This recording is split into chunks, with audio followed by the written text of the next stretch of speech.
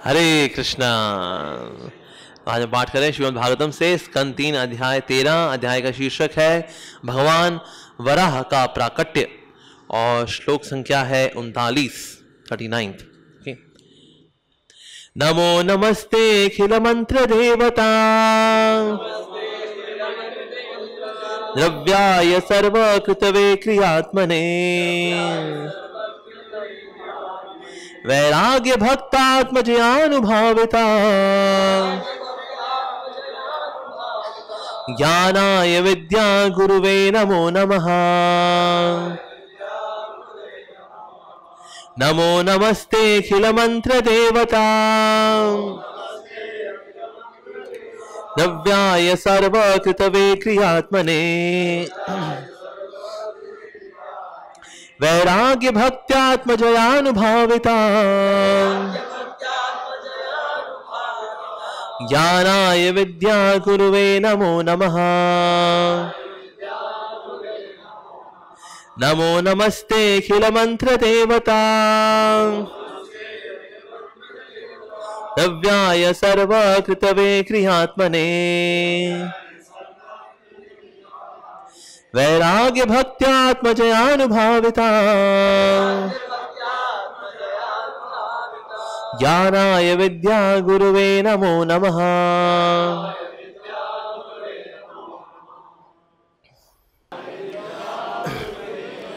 शब्दार्थ अनुवाद तात्पर्य श्री प्रभुपाद जी के द्वारा श्री प्रभुपाद की जय। शब्दार्थ नमः नमः नमस्कार है ते आपको जो कि आराध्य हैं अखिल सभी सम्मिलित रूप से मंत्र देवता भगवान द्रव्याय यज्ञ संपन्न करने की समस्त सामग्रियों को सर्वकृतवे सही प्रकार के यज्ञों को क्रिया आत्मने सभी यज्ञों के परम रूप आपको वैराग्य भक्त्या भक्ति द्वारा आत्मजय अनुभाविता मन को जीतने पर अनुभूत किए जाने वाले ज्ञानाय ऐसे ज्ञान को विद्या गुरुवे समस्त ज्ञान के परम गुरु को नमः नमः मैं पुनः सादर नमस्कार करता हूं। अनुवाद। हे प्रभु, आप पूर्ण पुरुषोत्तम भगवान हैं और वैश्विक प्रार्थनाओं वैदिक मंत्रों तथा यज्ञ की सामग्री द्वारा पूजनीय हैं। हम आपको नमस्कार करते हैं। आप समस्त दृश्य तथा अदृश्य भौतिक कल्मषों से मुक्त शुद्ध मन द्वारा अनुभव गम्य हैं। हम आपको भक्तियों के ज्ञान के परम गुरु के रूप में सादर नमस्कार करते हैं। तो हम देखते हैं इस श्लोक के अंदर जो है आज नमो नमः बहुत बार हुआ। शुरुआत ही है नमो नमस्ते और आखिर में है नमो नमः। तो ये नमो नमः करना ये बड़ा इंपॉर्टेंट है भक्ति के अंदर, क्योंकि नमः का मतलब क्या होता है? न मह मतलब नहीं, मैं नहीं, आप। सारी डिस्ट्रैक्शंस इसलिए हैं क्योंकि मैं इतना ज्यादा है कि मन जो है मैं से निकल ही नहीं पाता और कृष्ण की ओर लग नहीं पाता। क्योंकि मैं चैंटिंग करते वक्त या कोई भी कार्य फोकस करने में दिक्कत जाती है तो उसमें मैं ही दिक्कत है। असल में मैं, जितने भी ख्याल आते हैं वो मैं से संबंधित ही आते हैं। मेरे साथ जो हुआ वो गलत हुआ, मेरे साथ जो हुआ वो अच्छा हुआ, अगली बार मैं उसको देख लूंगा, मैं बड़ा विशेष हूं, मेरे साथ ऐसा उसने कैसे किया, मेरे को सम्मान नहीं दिया। मैं इतना मैं से घिरे होते हैं हम। इस वजह से हम लोग फोकस नहीं कर पाते। तो इसीलिए नमो का मतलब ये न म, मैं नहीं, आप। नमो नमः मतलब कि मैं नहीं, आप। और न म अगर उल्टा करें तो क्या है? मन, यानी कि मन का उल्टा काम करना, ये भी नमो नमः में आता है कि उल्टा काम करना है हमको। मन जो बोलेगा उसका उल्टा करना है। स्पेशली भौतिक मन के अंदर जैसी इच्छाएं हैं, जैसी प्रवृत्तियां हैं, उसका उल्टा ही करना चाहिए। लाइक श्रीधर स्वामी जो भक्ति रक्षक श्रीधर महाराज थे, श्री प्रभुपाद जी के गुरु भाई थे, भक्ति महाराज के शिष्य थे, वो आते हैं ये मन का वेग भला कैसे जीते। जैसे ईशो जो NOI है उपदेशामृत, उसके अंदर आता है ये मन का वेग भी है, मन के वेग बड़े स्ट्रांग है। तो मन के वेग को कैसे जीता जाए, सो वहां पर कहते हैं कि वहां पर हमें क्या करना चाहिए, we should preach aggressively to the mind. Preaching is the way to conquer the mind. प्रचार के द्वारा हम मन को जीत सकते हैं। मन जो है इतना मतलब इसका इतना तीव्र वेग है इसका, लेकिन जब इसको प्रीचिंग करेंगे ये बहुत जरूरी है। लाइक क्रिश्चियंस में एक प्रीचर होते हैं, उनको they are known as, Goa में they are the preacher, they are very active. So वहां उस व्यक्ति ने बोला, I am always preaching, sometimes I speak also. I am always preaching, sometimes I speak also. ये एक क्रिश्चियन प्रीचर ने बोला, Christian preacher, not any acharya, but very good, very good. कि सिर्फ बोलना ही प्रचार नहीं होता, जब हम नहीं बोल रहे होते, जब मैं यहां पर नहीं बैठा हुआ, इसके बाद सारा समय मन को प्रचार करना है। क्योंकि हमारे अस्तित्व में जो आखिरी चीज भक्त बनती है वो है हमारा मन। इसलिए मन को प्रचार करना बहुत जरूरी है। तो इसकी शुरुआत कैसे होती है? इसकी शुरुआत होती है भगवान को प्रणाम करके। जैसा भगवान गीता में क्या कह रहे हैं, मन मना भव मद्भक्तो मद्याची माम नमस्कुरु, कि अपने मन को मुझ में लगाओ। हम कहें प्रभु लेकिन आप पे मन नहीं लगता हमारा, आपको छोड़ के कोई चीज बोल दो उससे मन लगा लेंगे, कुछ भी बोल दो उसे मन लगा के दिखा दूंगा मैं, लेकिन बस आप पे मन नहीं लगता। मन मना, मन ने मना कर दिया मेरे को, नहीं इस भगवान में तो नहीं लगूंगा। कहते अच्छा अच्छा ओके, ऐसा कर फिर मेरा भक्त बन जा, मत भक्त हो। क्या प्रभु आपका भक्त कैसे बनूं, मैं ना बहुत दूसरी चीजों का भक्त हूं। मैं अपने पति का भक्त हूं, पत्नी का भक्त हूं, बच्चों का भक्त हूं, संसार का भक्त हूं, इच्छाओं का भक्त हूं, देवी देवताओं का भक्त हूं, इसका भक्त हूं, उसको भक्त हूं, लेकिन ना मैं थोड़ा कम भक्त हूं, आई मीन कम भक्त हूं। मैं भक्त तो मैं आपका नहीं हो पाऊंगा। कहते अच्छा, भगवान कहते हैं चल फिर मध्या जी मेरी पूजा कर लेकर, कभी कभी ऐसे बत्ती वगैरह घुमा लेकर मेरे आगे पूजा करें। मध्या जी क्या पूजा, मेरी लाइफ में दूसरी पूजा है, क्या बताऊं, पूजा तो आपकी नहीं हो पाएगी। तो भगवान कहते हैं अच्छा चल फिर एक काम कर लिया कर, कभी कभी नमस्कार कर लिया कर, फिर प्रणाम तो करता है बाकी तो फिर लगा रहे। इतना तो हम कर लेंगे, इसमें कोई खराबी नहीं है, आपके नमस्कार तो कर लेंगे हम। जैसे ही वो नमस्कार करेगा बस यही हुक होता है। यहां पर भगवान उसके साथ हुक जोड़ देते हैं, उसके मन के साथ अपना, और फिर धीरे धीरे क्या करेगा, मध्या जी भी करेगा। जब मध्या जी करेगा धीरे धीरे भक्ति बन जाएगा, जब भक्त बन जाएगा तो इसका मन कृष्ण में लग जाएगा। तो इसलिए जो नमस्कुरु है ये बड़ी ट्रिकी चीज है, लगती बड़ी सिंपल है, हमने प्रणाम कर दिया उसके बाद चलेगा, ना ना जी, एक बार प्रणाम कर दिया आप तो ठाकुर जी देख लिया तू मेरा हो गया, अब तो आपने प्रणाम कर लिया। सो दैट मींस ये नमो नमः ये बड़ा ही इंपॉर्टेंट एस्पेक्ट है। क्यों? क्योंकि इसी से हमारे संबंध की शुरुआत होती है। जब महाभारत का युद्ध होने वाला था तो युधिष्ठिर महाराज वो रथ से उतरे, सारा कवच वगैरह उतारा और धनुष उतारा, और उतर करके गए और भीष्म पितामह द्रोणाचार्य जी को प्रणाम किया उन्होंने, नमो नमः। और भीष्म पितामह ने कहा कि मैं सोच ही रहा था युधिष्ठिर कि अगर तुम मुझको प्रणाम करने के लिए नहीं आओगे तो मैं तुमको श्राप दे दूंगा कि तुम ये युद्ध हार जाओ, पर क्योंकि तुम यहां आशीर्वाद मांगने के लिए आए हो, प्रणाम करने के लिए आए हो, इसलिए मैं तुमको आशीर्वाद देता हूं कि तुम विजयी हो इस युद्ध के अंदर। उसी प्रकार से हमारा भी जो इंद्रियों के साथ युद्ध है, हमारी इच्छाओं के साथ जो युद्ध है, इसकी शुरुआत कैसे है, इसमें आशीर्वाद कैसे आएगा, जब हम प्रणाम करेंगे। इन प्रणामों के अंदर बहुत ताकत होती है। और एक और बड़ी सुंदर लीला आती है भक्ति साहब महाराज की लाइफ में। उनके एक डिसाइपल थे, गृहस्थ था, अपनी वाइफ के साथ थे, बच्चों के साथ थे। बहुत बारिश हो रही थी, और जब बहुत बारिश हो रही थी तो ना कीचड़ था, करीब होगा 2 फीट ऊपर तक कीचड़ होगा, और वो जा रहे थे। तो जब कीचड़ से पार कर रहे तो ना तब सामने से भक्ति साहब महाराज कार में जा रहे थे मठ की ओर। तो देखा गुरुदेव हैं, तो उन्होंने बच्चों को यहाँ किनारे किया, वाइफ को किनारे रखा, और वो कीचड़ में उतर गए। कीचड़ में उतर करके उन्होंने प्रणाम किया, और कीचड़ में उतर करके जब उन्होंने प्रणाम किया, सबसे लंबा प्रणाम मंत्र जो है ना हमारे सारे आचार्यों में, वो भक्ति साहब महाराज का ही है। पूरा प्रणाम मंत्र बोलकर ही वॉज सबमर्ज्ड। अगर 2 फीट अगर कीचड़ हो, अगर कोई व्यक्ति प्रणाम करेगा साष्टांग दंडवत, तो वो कीचड़ पूरा सबमर्ज्ड हो जाएगा पूरा, और पूरा समझता पूरा प्रणाम मंत्र बोल करके वो उठा। जब वो उठा तो भक्ति साहब महाराज ने जो है देख लिया उसको। तो भक्ति साहब महाराज ने गाड़ी रुकवाई, और गाड़ी से उतरे और बक्सा महाराज भी कीचड़ में उतर करके आ गए। और बक्सा महाराज के भी कीचड़ यहां तक है, ये भक्त है उसके भी कीचड़ यहां तक है, उसने हाथ जोड़े हुए हैं। तो सिर्फ 2 जगह कीचड़ नहीं था इस भक्त के, यहां पर, क्योंकि उसके आंसू भी थे। जब उसने प्रणाम किया, उसने इतने हृदय से प्रणाम किया अपने गुरुदेव को कि इन 2 जगह पे कीचड़ धुल गया, क्योंकि ना आंसुओं से धुल गया। तो ये 2 जगह है बस, यहां कीचड़ नहीं था, यहां पर बाकी सारा कीचड़ कीचड़ कीचड़ कीचड़ कीचड़ था। तो बक्सा महाराज ने कहा कि ये करने की क्या आवश्यकता थी? तो इस भक्ति का गुरुदेव, आपके चरणों में जो किए गए ये प्रणाम है, ये मेरा एकमात्र धन है।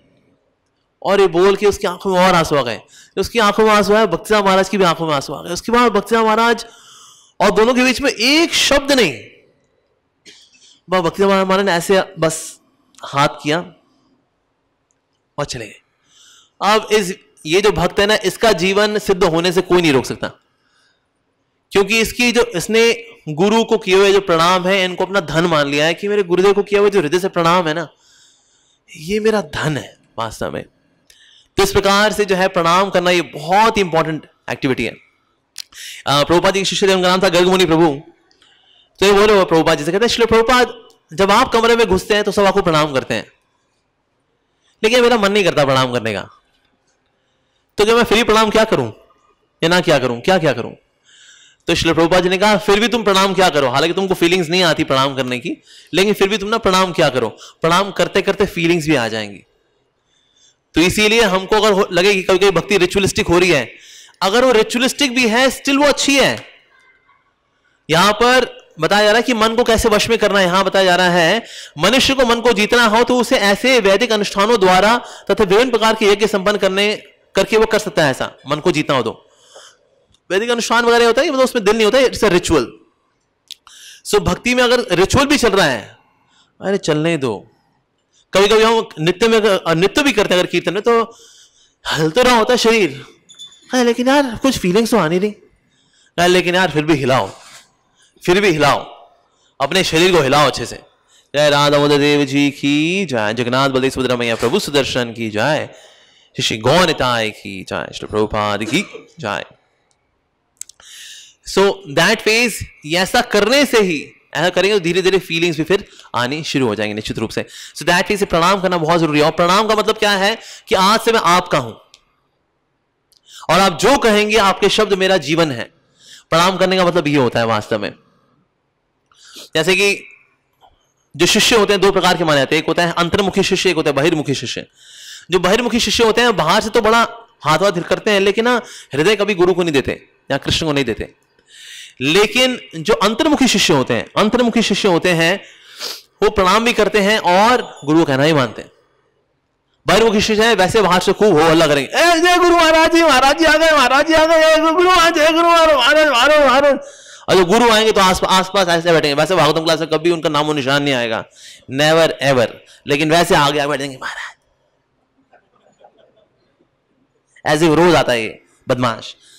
तो दैट फेज ऐसे होते हैं, बहिर्मुखी शिष्य होते हैं। बाहर से तो हो हल्ला करते हैं, लेकिन अंदर से हृदय जो है वो नहीं देते। सो दैट फेज, लेकिन शुरुआत कैसे होगी? शुरुआत ऐसी होगी, प्रणाम करते करते जो है हृदय देना शुरू होता है। सो दैट फेज। और यहां पर प्रभुपाद जी जो एक बात जो हाईलाइट कर रहे हैं वो है आत्म जय अनुभाविता, यानी कि भगवान का अगर साक्षात्कार होगा तो कैसे होगा? मन शुद्ध होने से। और कैसे मन शुद्ध होगा? उसमें 2 प्रकार के कल्मश हैं, यहां बताया जा रहे हैं, दृश्य भी हैं और अदृश्य भी हैं।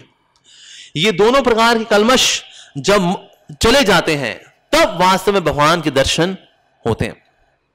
जब शिव जी आए थे, कृष्ण की बाल लीलाओं में आता है, जब शिव जी आए दर्शन करने के लिए तो अलख निरंजन करते हुए वृंदावन में आए। तो अब नंद महाराज के घर के बाहर बैठ गए, अलख निरंजन। कहते हैं अब यशोदा मैंने कहा ये कौन है बाबा, कहां से आए? कहते हैं भाई ये बाबा कैलाश से आया है, तेरे छोरे का दर्शन करने के लिए आया है। कहते हैं अरे भाई हमारे छोरे का दर्शन करने आया है, कैलाश से कौन सा बाबा आ गया ये? कहते हैं इतना मतलब इसने विभूति वगैरह लगाई हुई है, मुंडमाला पहनी हुई है, ये बड़ा खतरनाक दिख रहा है। मेरा लाल तो इसको देख करके इनको रोना दे कहीं। तो कहते नहीं आप कहते देख मैया अब तो कैलाश से आए हैं तो तेरे छोरे का दर्शन करके ही जाएंगे। यशोदा मैया बहुत घबरा रही थी। तो ये उनकी सहेली गोपी थी, उन्होंने कहा अरे करा दे, आशीर्वाद ही देंगे तेरे लाला को, और क्या। कहते लेकिन इतने खतरनाक दिखते हैं ये। और तब से बोले अरे अलख निरंजन, अलख निरंजन। कहते करा दे, दर्शन करा दे। तो फिर अंदर जो है कृष्ण न क्रंदन कर रहे हैं, कृष्ण को यशोदा मैया चुप करा रही, लेकिन वो चुप नहीं हो रहे। तो कहते चुप, देख चुप तो हो नहीं रहे, बाहर ही ले जा बाबा के दर्शन से, क्या पता चुप हो जाए। ऐसे बाहर लेके गए तो शिवजी ने कृष्ण को देखा, कृष्ण ने शिवजी को देखा, दोनों ने एक दूसरे को देखा, निहारा एक दूसरे को। कृष्ण बिल्कुल शांत हो गए, मुख में मुस्कान आ गई उनके। उसके बाद जो है शिवजी बड़े उच्च स्वर में बोले अलख निरंजन, और उनकी आंखों में आंसू थे और ये कहकर प्रणाम करके वो वहां से चले गए। तो अलख निरंजन का मतलब क्या होता है? निरंजन का मतलब, अलख मतलब की होता है कि ऐसा व्यक्ति जिसको कि दूषित आंखों से नहीं देखा जा सकता, उसको बोलते हैं अलख निरंजन। तो मैं कृष्ण को देखने के लिए आया हूं, कृष्ण मुझे दिख गए हैं, तो हृदय बड़ा उन्माद है, बड़ी फीलिंग्स हैं शिवजी के। क्यों? क्योंकि अलख निरंजन है कि वो जो कि शुद्ध इंद्रियों से ही देखे जा सकते हैं, मैं उनको देख पाया। इसीलिए कृष्ण के दर्शन बिना शुद्ध मन के होते नहीं है। जैसे कृष्ण के दर्शन करने हो शब्द ब्रह्म के रूप में, जैसे कि ये जो है शब्द ब्रह्म है श्रीमद् भागवतम, अगर मन शुद्ध नहीं होता तो ये समझ में नहीं आता।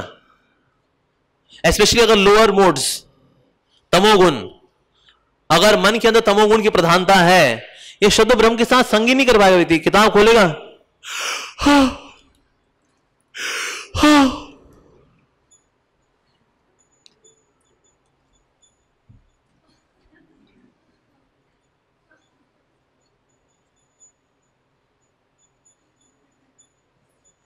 लोअर मोड्स में, तमोगुण में व्यक्ति किताब नहीं पढ़ पाता, ग्रंथ नहीं पढ़ पाता। और अगर रजोगुण भरा हुआ मन के अंदर तो किताब तो खुली हुई है।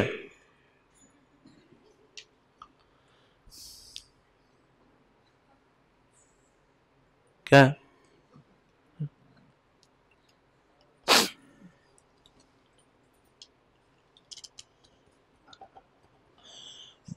ये प्रभुपाद जी लंबे लंबे तात्पर्य लिखते थे।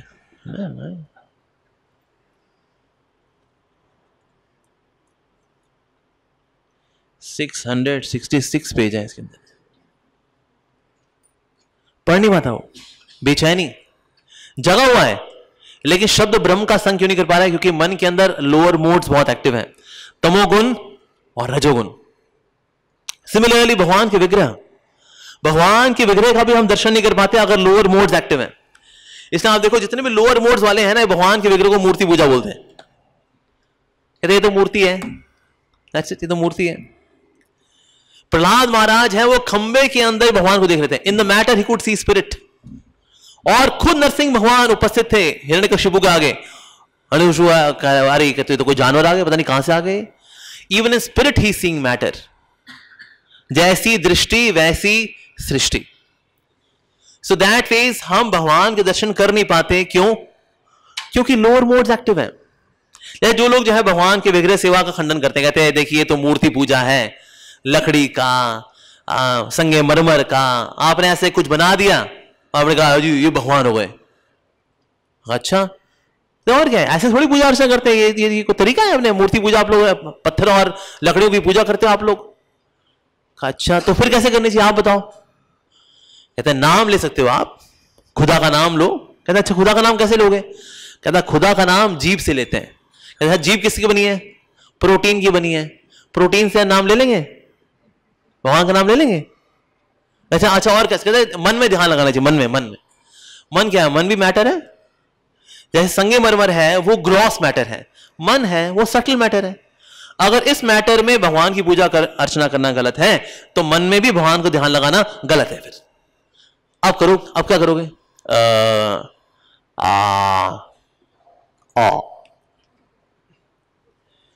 जब लोअर मोड्स में है तो भगवान साक्षात भी सामने खड़े होंगे तो भी हम मैटर ही देखेंगे, क्योंकि मन दूषित है। तो इसीलिए शास्त्रों को समझना, विग्रह के रूप में जानना भगवान को, ये तब समझ पाते जब लोअर मोड्स मन में नहीं रहते, तब ये सारे कल्मशों से मुक्त होकर तब भगवान को हम देख पाते हैं, नहीं तो भगवान को देख नहीं सकते। और भगवान के दर्शन शुरू होते हैं जब हम दर्शन सुनते हैं।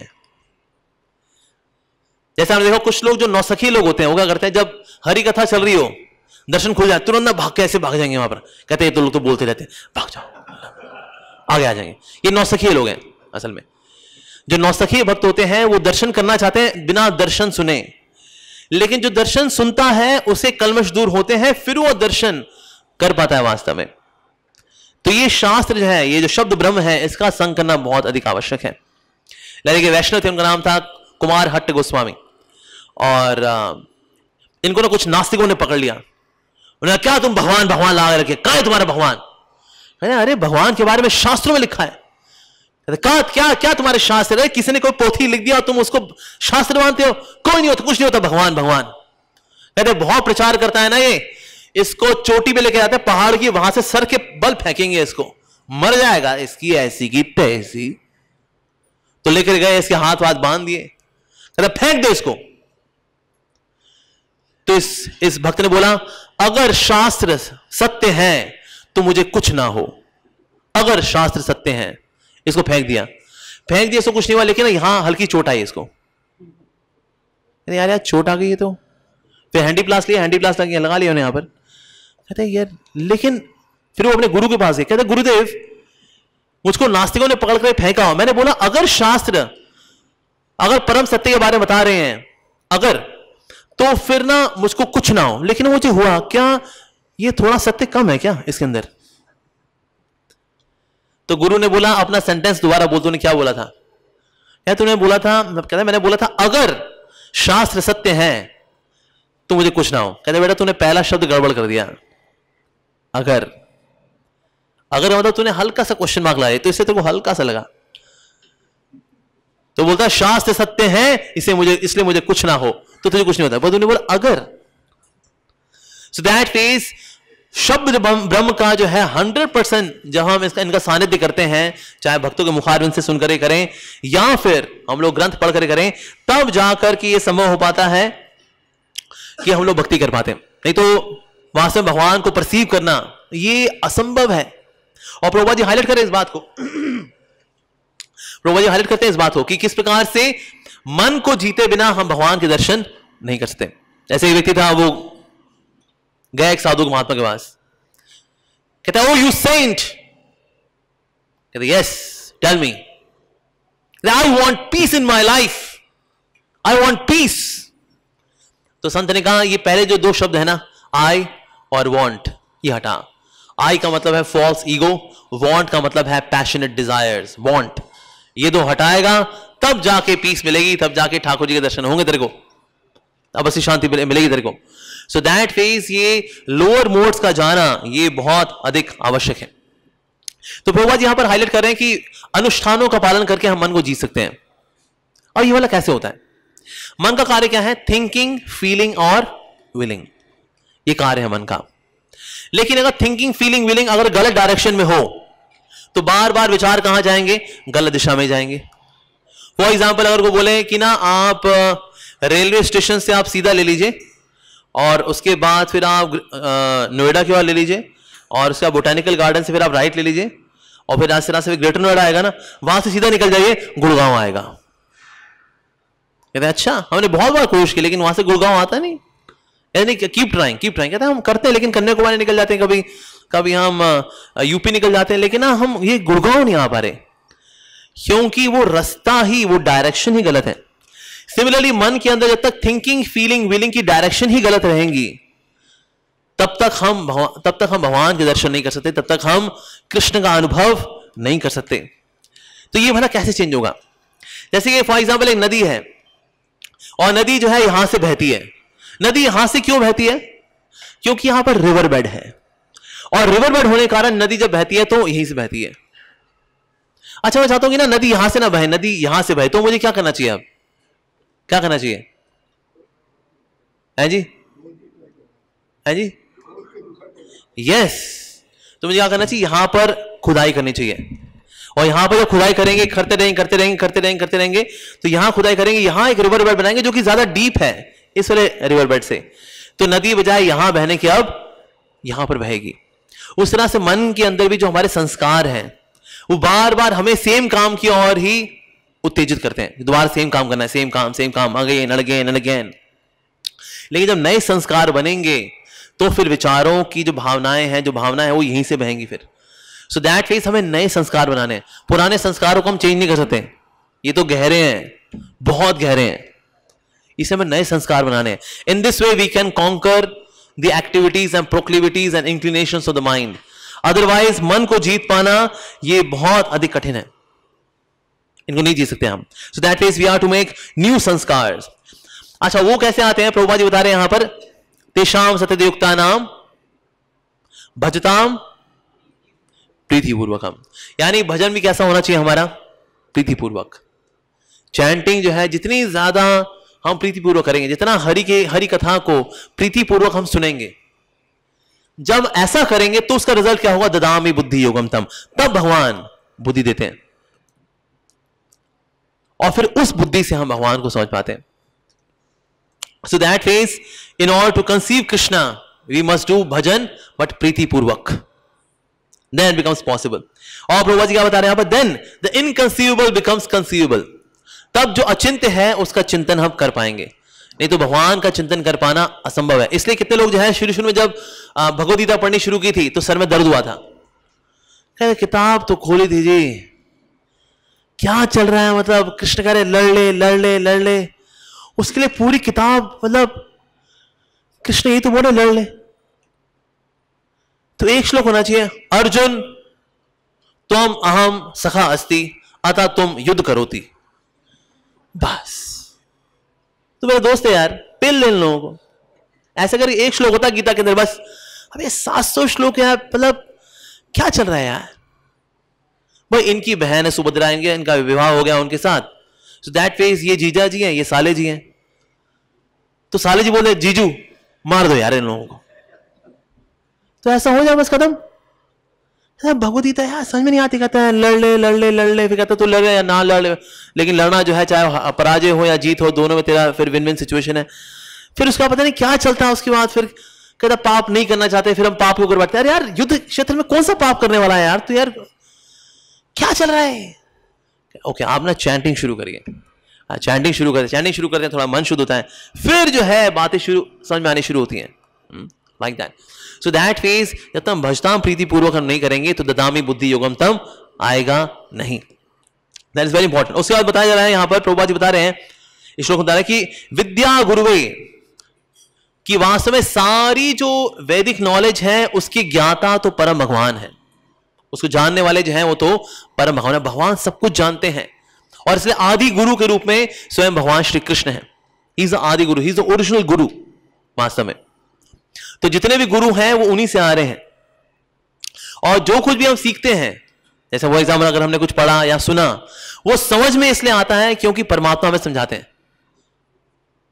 इसे पढ़ते पढ़ते लगता है अरे यार ये तो क्या बात लिखी है, तो ये पहले पढ़ा था समझ में नहीं आया, आज समझ में आया. ये किसने समझाया? ये परमात्मा ने समझाया. वास्तव में ये परमात्मा की आवाज होती है. जब हम गलत काम करने वाले होते हैं, जो अंदर आवाज आती है ये मत कर यार, ये मत कर, ये धोखा है, ये गलत है, मत कर यार, ये आवाज परमात्मा की होती है. सो कृष्णा इज प्रेजेंट एज चैत्य गुरु. तो चैत्य गुरु के रूप में भक्त का मार्गदर्शन करते हैं कि हम गलत काम करने से रोकते हैं हमें कि बेटा मत कर. उस तरह से भी करते हैं. और दैट केस हम चाहे हरि कथा में बैठ कर जो समझ में आएगा वो भी भगवान की दया से समझ में आता है. और जब हम किताब खोलते हैं तो भी जो समझ में आता है तो वो भी भगवान की दया से समझ में आता है.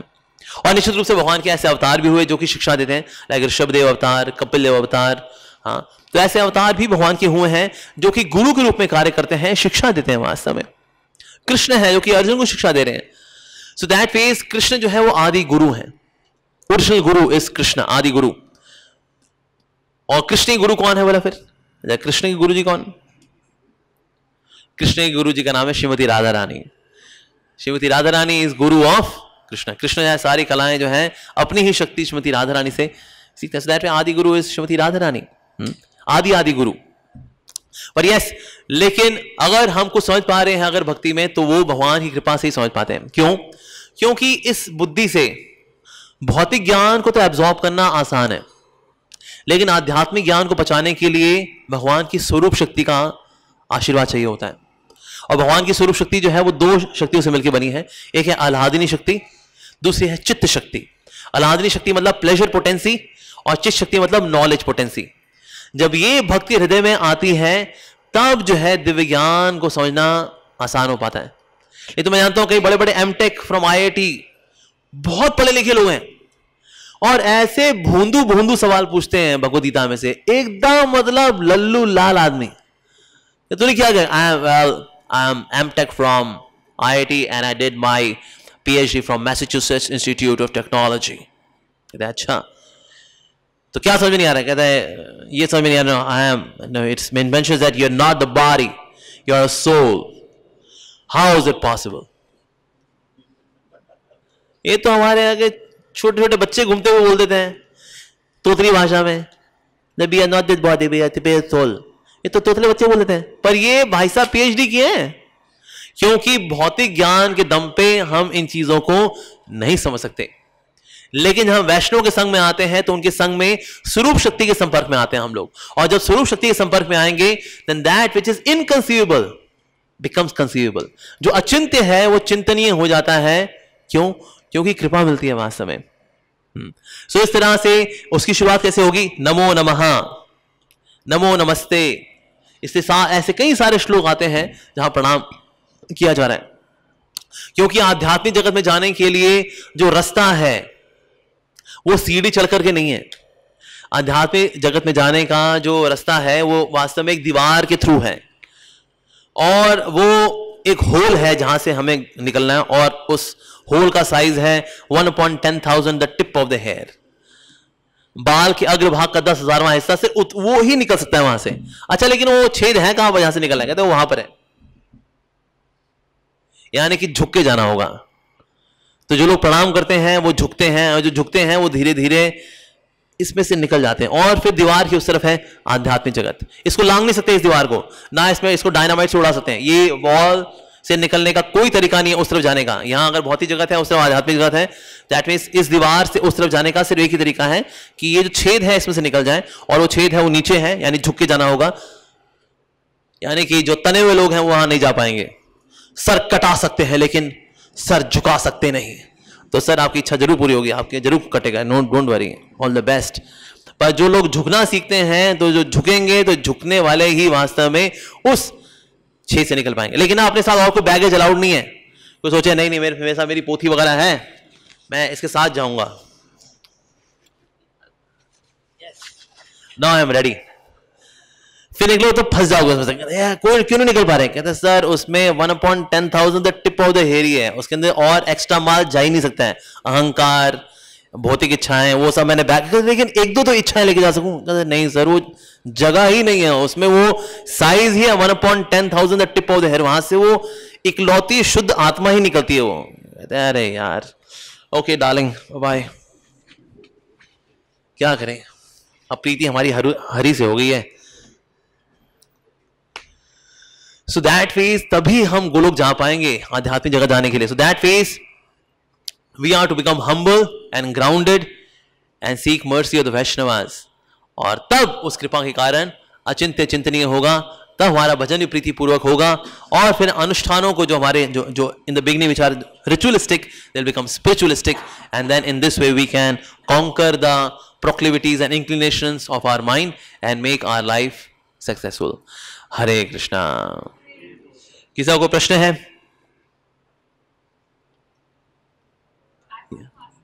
Yes, माता जी।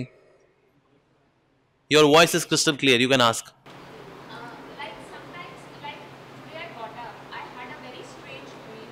It was connected to a group discussion of people I have never seen or met in my life. So how it happens, like normally, as I have tried to do this ritualistic procedure, 25% अभी feelings है, 75% अभी ritual है। हाँ हाँ। अभी मेरा वो grade चल रहा है, जो मैंने अपने आप को like I've evaluated myself. And then I'm also trying to read Gita, and उसको मैं properly read करके conceive करने की कोशिश कर रही हूँ with full attention। तो मेरे दिन में जो है एक श्लोक के ऊपर मैं पढ़ नहीं पाती अगर मुझे ढंग से सीखना है। Nice. So that way I know. Mostly मेरा इच्छा ये रहती है कि अभी मेरा mind भी नहीं जा रहा, पर उसको इसी sphere के आसपास revolve करूँ, क्योंकि जैसे ही वो sphere से जाएगा वो गन में जाएगा। Yes. So I am trying to do it, not that I am achieving it. Now my but दिन में 4-5 घंटे ऐसे होते हैं, आपको कहीं ना कहीं से कोई spike, कोई irritation तो आएगा ही आएगा ही हम। कहीं ना कहीं से आपको क्रोध तो आएगा ही आएगा। Yes. कहीं ना कहीं हमारे में भी ईगो ईर्ष्या तो है, वो खत्म तो नहीं। बिल्कुल सही बात है। So, थोड़ा बहुत Yes. वो प्रोसीजर ऐसे सुबह आपने प्रे करा, I have a small temple at home, रात को प्रे करा, so I try to streamline myself again. Now my problem is, okay, sometimes you dream of things that you have been thinking or discussing is okay. How come we get to think of things that I've never seen or discussed in my life, something absolutely useless? How can I think? So that which is useless, so just throw it in dustbin. That's it. That's it. One of the ways to conquer the mind is to ignore the mind. Like when we are trying to get close to God, then God is also giving us all aid to get close. Of course. So then why not कि हमें कहीं सबर dream में या superficially God का या उनके वैष्णवों का कुछ नहीं आता? Why are we are always like Well, माता जी, I can say मुझे 18 साल हो गए, मुझे आज तक ना तो गुरु महाराज मेरे सपने में आए, ना प्रभुपाद जी सपने में आए, ना राधा रानी आई, ना कृष्ण आए, ना चैतन्य महाप्रभु आए. एक दो बार मधुमंगल पे वो जरूर आए, ऑफ कोर्स. ठीक है. बाकी ना मुझे ना सपने तो इसलिए कोई शेयर करता है कि मेरे सपने में गुरु महाराज. मैं कहा वाह यार, कहता अच्छा लगता होगा गुरु महाराज आते होंगे इन लोगों के. तो मेरे को तो सपने तो आते नहीं मेरे को. मैं तो बस सोता हूँ, 1 सेकंड बाद फिर घंटी बज जाती है. मैं कहा यार अभी 1 सेकंड पहले सोए थे यार, देखा 6 घंटे हो लिए. तो इसलिए अगर सपने आते हैं या आड़े टेढ़े आते हैं तो सपने तो अपने नहीं होते. ठीक है. कुछ लोग ऐसे गाना गाते हैं सपने तो अपने होते हैं, कुछ नहीं होते सपने वगैरह. ठीक है. तो ऐसे क्या है, सपनों में तो कुछ ना कुछ आता रहेगा. ठीक है. तो ये सपने क्या है, they are away from reality. So that phase that which is not connected to reality, we have to just ignore it. One of the ways to conquer the mind is to ignore the mind. Do not dwell in to the mind. Dwelling के बाद ही दिक्कत आती है. ध्याय तो विषयान पुंसान, जहां ध्याय तो कर लिया मरेंगे, इसीलिए ध्याय तो नहीं करना. Ignore it. हमारे पास बहुत सारी अच्छी अच्छी चीजें हैं कॉन्टेम्पलेट करने के लिए. राइट. तो सपने में कुछ लोग आए, फॉर एग्जाम्पल मेरे सपने में मान लो आ गई कैटरीना कैफ आ गई. अब मैं सोचूंगा आई है तो किसी कारण से आई होगी. अब आ गई बेचारी घूम रही है अक्षय कुमार सलमान खान के साथ. मैं क्यों अपना दुनिया जिंदगी खराब करूं यार. ठीक है. So that way just ignore it and move on. मैं सोचूं नहीं आई है तो कारण होगा, आई है, ऐसा होता है. राइट. अब वो बंदा अपनी लाइफ में बिजी है. मुझे हमारे द्वारका में एक भक्त है, मुझे आके बोला प्रभु बड़ा थैंक यू आपका, बहुत थैंक यू है. मैंने क्यों, क्या हो गया? कहता प्रभु जी आप हर रोज 4 बजे मेरे सपने में आते, कहते चल उठ जा. मैंने कहा जी देखिए मैं किसी के सपने में. कहता नहीं प्रभु जी आप चाहे कुछ बोले, 4 बजे आते तो आप ही हैं. कहते चल अब उठे. मैंने कहा जी 4 बजे मैं बाथरूम में होता हूं, मैं तो नहीं आता सपने. कहता है प्रभु जी ये आपकी विनम्रता है. This is your humility that you are saying. You have those mystic powers that you can come to somebody's dream and wake somebody up. ठीक है, all right, ठीक है. कहते प्रभु जी आप दिव्य हैं. फिर चरणों को देखता है, फिर शक्ल को देखता है, शरण. मैंने कहा ये भगवान बचाओ इसको, क्या करें इसका बताओ. सो दैट वे सपने में कुछ लोग आते रहते हैं जाते रहते हैं, तो just ignore it, that's it.